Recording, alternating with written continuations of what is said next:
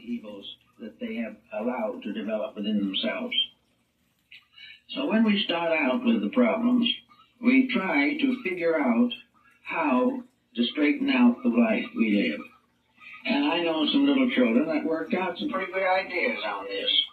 I knew a little girl who came from a fairly comfortable family, and the family provided her with a sandbox. I suppose very few people now know what a sandbox is. A sandbox is a little box-like thing, maybe 4 or 5 feet long, the same width, with about 6 inches of dry sand in it. Now, this is the basis of a whole world, because you can wet the sand down a little and begin to make it into all kinds of things. And in a little time, they'll build a castle in the sandbox. And another day, you'll build a garden. You can build houses and towers and monuments, or you can build all kinds of interesting shapes just in the sand, like mountains and valleys and all this type of thing. So one day while I was watching this, I saw that the girl had made a very nice house with a roof and chimney and everything, all of wet sand. So I said, too bad that isn't going to last very long. And she looked up, she was about 5 years old. She says, it doesn't make any difference. Nothing we build here will last very long. And she was about 20 or 30 incarnations ahead of her parents. She was waking up to something, which other people have a long time getting around to. But it's not a bad idea for the child heart, regardless of physical age, to realize that in a way life is very much like a sandbox. Here in this little mass of sand, we build everything we can think of. We build empires, we put little tin soldiers and have battles, we put little animals and have pastures and farms, and in the sandbox we build all kinds of archetypal patterns. And I think it's too bad that children don't have more sandboxes, because I think it would do them more good than psychoanalysis in many cases. Because it would show what they're thinking about, what they're feeling, and how they're trying to express it. But life, to all of us, whether we know it or not, is not very different from a sandbox.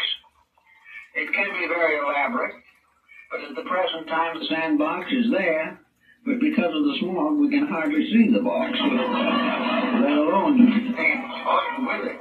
But the sandbox is very important because it is the miniature of the universe. We are all playing in sandboxes.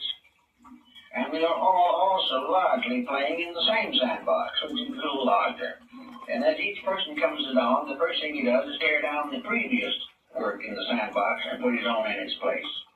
This is commonly known as progress. But it is just simply that the individual is daydreaming, is imagining the things that he thinks would help.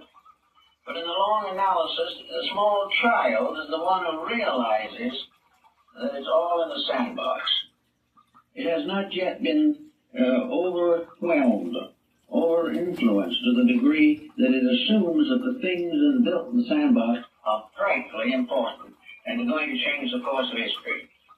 The only way they will change the course of history is when someone else comes along to play in the same sandbox and tears down the original design. This is history. And this is the type of world we've lived in, because somewhere along the line we just forgot that we are doing these things. We've grown up to the point where we really take ourselves seriously.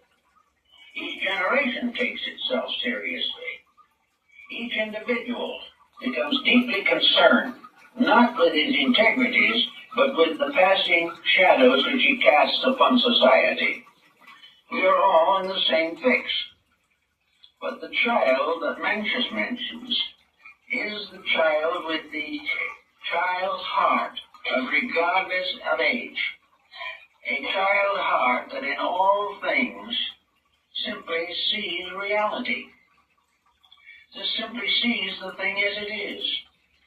Because it has not yet developed the, and we might say, the prejudices and conceits and deceits by means of which the child heart is destroyed. Now, with the child heart, the world comes into the mystical, but also the idealistic range of possibilities. We can say, therefore, that if we have lost it due to troubles, or sometimes just simply due to success, which is a very destructive thing in many cases, we have to get it again. Now, mysticism, as it practiced both in the West and in the East, is very likely and largely an effort to restore the child heart. Before we can find out what's inside of ourselves, we have to escape from the dynamic pressure of our own mental attitudes. We have to get over the idea that the things that are making us unhappy every day are inevitable, that they are part of a universal plan we can do nothing about. We have to realize that we are responsible for our animosities, for our antagonisms, and our exploitations. And until these cease, there is going to be nothing but misery. So with the search for the child heart, most people, somewhere along the line, remember the fact that once they were 5 years old, and at that time, the world looked pretty good. For most people, the world looked like infinite opportunity. And now, say 40, 50 years later, the world looks like infinite discomfort. That everything is not the way it should be, that we are constantly struggling after false goals, and that out of all of this tremendous struggle we have made to build mountains in our sandboxes, we are broken-hearted, disillusioned, and enfeebled by the lack of internal courage and resource. So, maybe at 40, 50 years of old, we must go back after that child heart. We must become children again if we are to be part of the kingdom of heaven. We have